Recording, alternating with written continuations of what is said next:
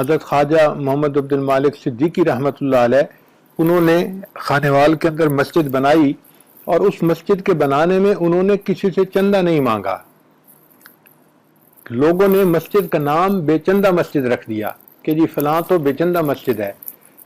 حضرت خواجہ مالک صدیقی رحمۃ اللہ علیہ خود تو اتنے نہیں تھے کہ بھئی ان کے پاس اتنے پیسے ہوتے کہ وہ مسجد بنا دیں، لوگ ہی مسجد کے لیے ہدیہ دیا کرتے تھے، مگر حضرت مانگتے نہیں تھے، کہتے تھے کہ نہیں میں اللہ سے مانگتا ہوں، اللہ خود اپنے بندوں کے دل میں ڈال دے گا اور بندے پھر میرے پاس آئیں گے کہ جی مسجد کے لیے یہ لے لیجئے، تو حضرت لے لیا کرتے تھے۔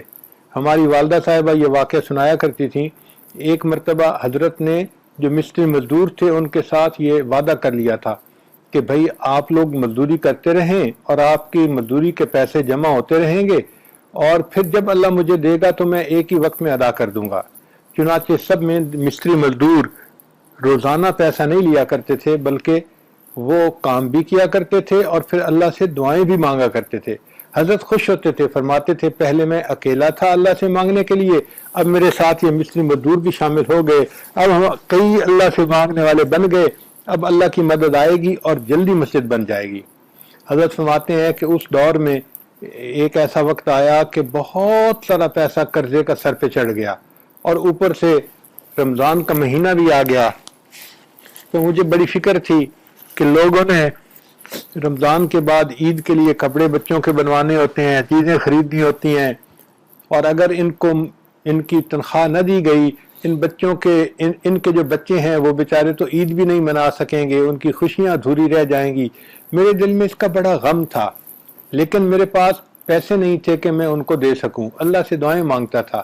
حضرت فرماتے ہیں ایک بندہ آیا، وہ مجھ سے ملا اور بیعت ہوا، اور پھر ملاقات کر کے اس نے ایک بریف کیس مجھے دیا، حضرت یہ آپ کے لیے میں ہدیہ لایا ہوں۔ تو میں نے کہا کہ اچھا بریف کیس رکھ دو وہیں پہ۔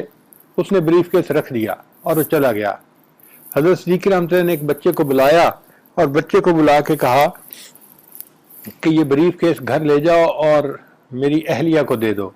بچہ اس بریف کیس کو اٹھا کے لے گیا اور والدہ صاحبہ کو دے دیا۔ والدہ صاحبہ نے سوچا کہ اس بریف کیس کو کہیں رکھ دیا جائے، انہوں نے بھی اس کو نہیں کھولا اور بریف کیس کو کسی اونچی جگہ رکھ دیا۔ اب 1 دن 2 دن 3 دن گزر گئے، تو 3 دن تک کوئی تذکرہ ہی نہیں ہوا حضرت کے درمیان اور ان کی اہلیہ کے درمیان۔ تیسرے چوتھے دن اماں جی نے پوچھا حضرت سے کہ وہ جو آپ نے بریف کیس بھجوایا تھا وہ لوہے کا بنا ہوا ہے یا کیا؟ حضرت نے پوچھا کیوں؟ کہنے لگی وہ تو اتنا بھاری ہے کہ مجھے اٹھا کے اوپر رکھنے میں بڑا وزنی محسوس ہوا۔ تو حضرت نے فرمایا نہیں، لوہے کا تو نہیں بنا ہوا، ذرا اس کو میرے پاس اٹھا کے لائیں کہ وہ بھاری کیوں ہے۔ چنانچہ والدہ صاحبہ اس کو اٹھا کے لائیں، جب اس کو کھولا گیا تو دیکھا کہ وہ نوٹوں سے بھرا ہوا تھا، 1000 روپے والے نوٹ کے۔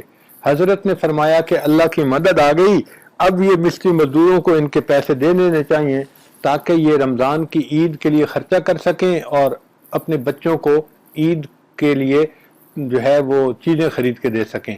چنانچہ جتنا حساب بنا مستری مزدوروں کا، جب نوٹوں کو گنا گیا تو اتنے ہی پیسے تھے۔